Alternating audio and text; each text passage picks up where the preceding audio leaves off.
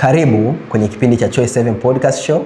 Kwenye kipindi tutakuwa tunaelezea masuala ya uwekezaji wa nyumba, makazi, ardhi na elimu tunaotoa kwa ajili ya real estate.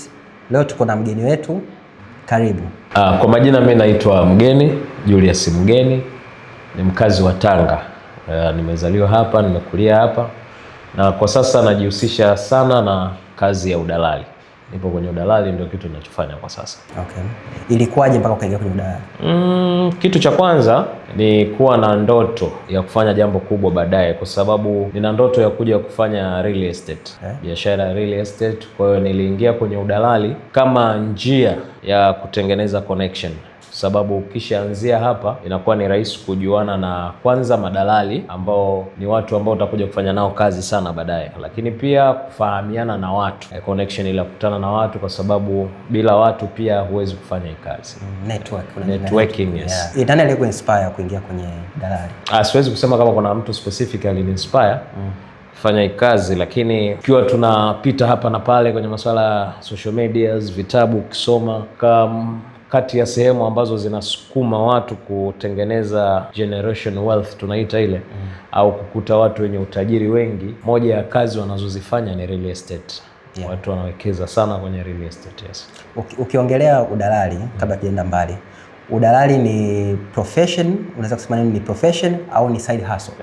Inaingia kote kote. Kote kote inaingia. Kuna mtu ataifanya kama side hustle, lakini kuna mtu anaifanya kama profession yake. Kuna mtu ameanza hii kazi ana miaka 30, 40. Kwa hiyo bwana, tunaweza tukamuita ni profession kwa namna fulani, yes. Kweli. Na ukiongelea dalali, mzuri ana sifa gani? Dalali mzuri lazima awe mkweli, kitu cha kwanza, lakini pia awe mwaminifu. Kwa sababu wakati mwingine tunakutana na kazi ambazo mtu anakukabidhi kiasi hiki, nenda kanisaidie kuchukua ama kununua eneo. Sasa haihitaji tamaa, inahitaji uwe na uaminifu mkubwa, ufanye kile ambacho yule mteja amekuagiza. Inasaidia sana, yes. Na uko around wateja muda mwingi, mtu ananunua nyumba, ananunua kiwanja, mashamba. Ni makosa gani watu wanafanya wakati wanaenda ku purchase assets? Nadhani wakati mwingi watu hawajiridhishi kununua shamba ama kiwanja, lazima ujiridhishe. Moja ya njia ya kujiridhisha, kwenda kufuatilia ardhi kule, kupata halali wa umiliki wa ile bidhaa ama nyumba ama shamba ambalo mtu anataka kuuzia. Kwa lazima uende ardhi ujiridhishe kwamba kweli huyu mtu anayekuuzia hii mali ni ya kwake. Yes.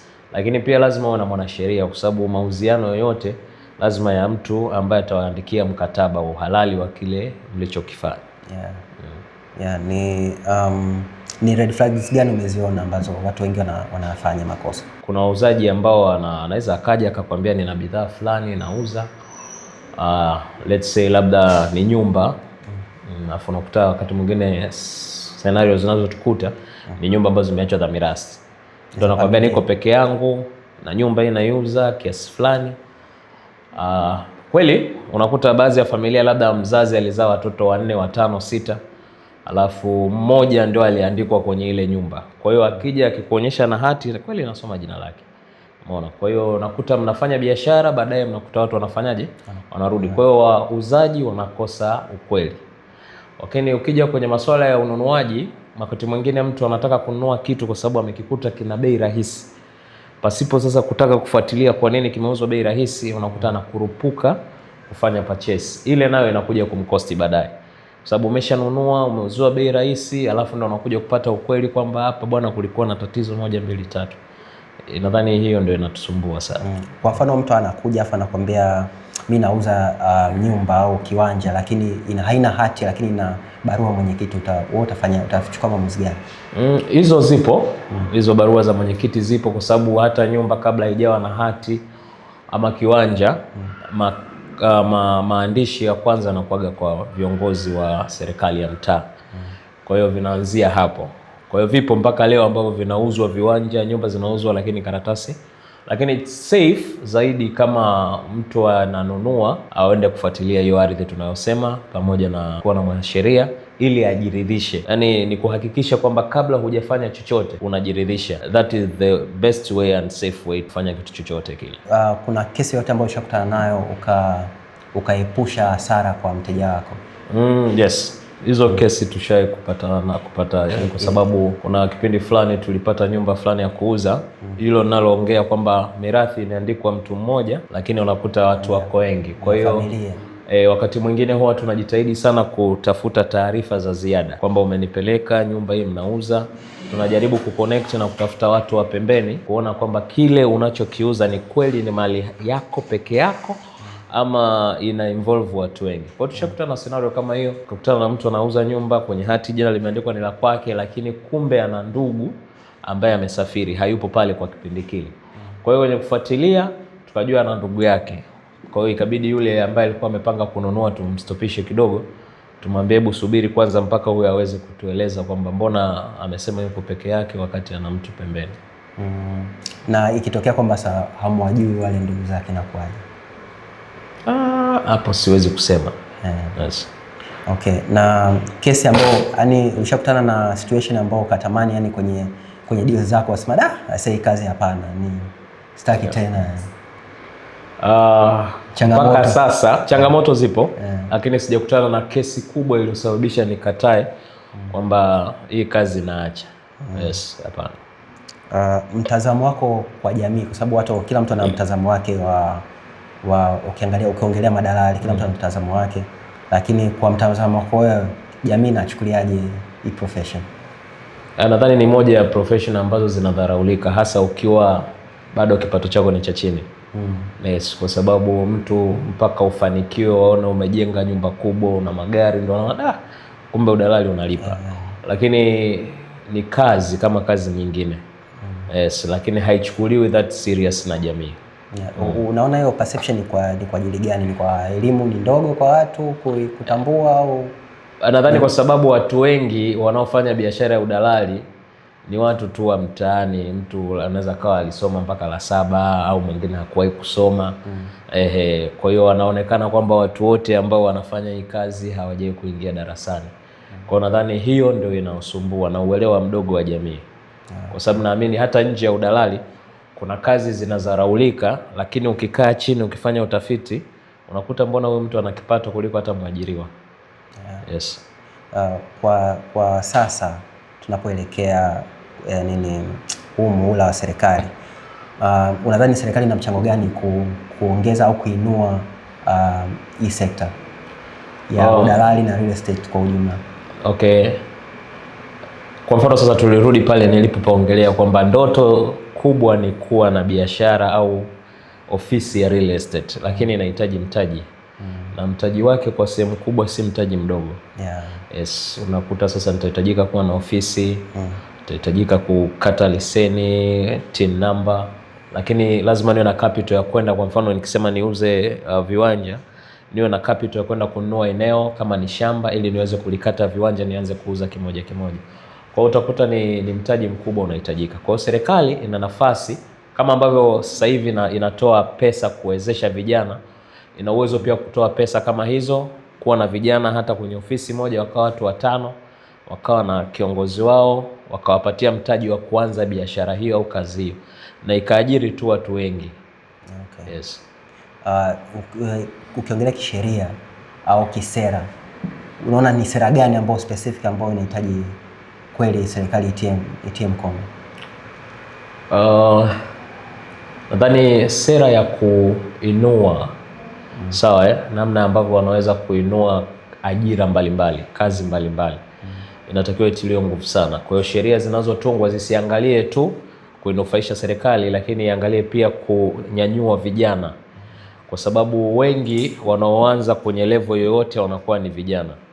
Ni ngumu sana kukuta mtu ameshakuwa mtu mzima alafu anakuambia naingia kwenye udalali. Hapana. Yes, watu wanaanza wakiwa na vijana. Kwa hiyo serikali iangalie namna ya kutunga sera ambazo zitainua vijana wanapokuwa wanapochipukia. Ukisemea masuala ya sheria tunaingia kwenye licensing na nini na vitu kama hivyo.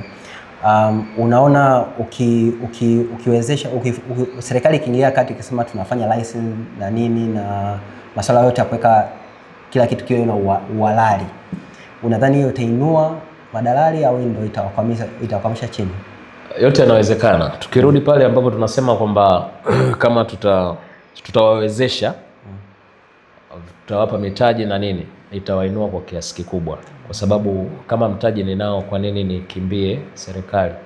Okay. Lakini sasa tukiwa hamna capital alafu unani request niwe na ofisi na nini, kwa sababu vipato pia vya madalali sio kwamba ni mshahara, kwamba na uhakika kila mwisho wa mwezi au kila siku nitaingiza kiasi fulani. Hapana. Ni vipato ambavyo leo unaweza ukapata ukakaa wiki mbili hujapata. Sawa.